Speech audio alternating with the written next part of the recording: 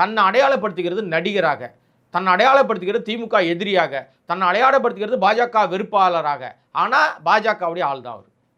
இதை மக்கள் புரிஞ்சிக்காம நடிகர் விஜயாக அவங்க நம்புறதுனால ஒரு சில இடங்களில் விஜய்க்கு வாக்குகள் விழுந்திருக்கும். வேட்பாளரை பார்க்கவே இல்லை. பல வேட்பாளர் குற்றப்பின்னணி, முதல் முறையாக நிற்கிறாரு விஜய்.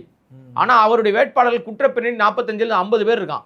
இல்லை, நிறைய திருட்டு பசங்களா இருக்காங்க. ஓட்டு கேட்கவே போலையா யாரும். அவனுக்கு தெரியுங்க தோத்துருவோன்ட்டு, டெபாசிட் கிடைக்கான்னு தெரியும். ஒரு தம்பி, எனக்கு தெரிஞ்ச தம்பி, நிறைய டிபேட்டில் என் கூட பேசின தம்பி தான் ரமேஷ்ன்ட்டு. அவன் வந்து ஸ்ரீரங்கத்தில் நிற்கிறாப்புல, கண்ணீர் விட்டு கதறாரு தேர்தல் அன்னைக்கு.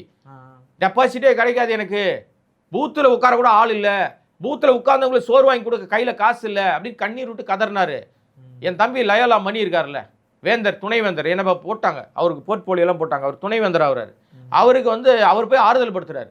டேய், என் தம்பின்னு சொல்றதுக்கு எனக்கு வெக்கமா இருக்கு, அழாதரா, நாம ஜெயிப்பண்டா, அண்ணன் முதல்வர் ஆவாருடான்னு ஆற்றி தேற்றினார். அது பார்க்கலையா அந்த வீடியோ? நீங்க பயங்கர வைரலுங்க, சரிங்களா? அந்த மாதிரி அவர்களுக்கு தெரிஞ்சிருச்சு என்ன நடக்கும். அதனால தான் இவர் வந்து கோயில் கோயிலாக போயிட்டு இருக்காரு, பரிகார பூஜை பண்ணுறாரு, காசு வெட்டி போடுறாரு, எல்லா வேலையும் பார்க்குறாரு. திருச்செந்தூர் போகிறாரு, ஷீரடி போயிருக்காரு, இன்னும் எல்லா ஊருக்கும் போவார்.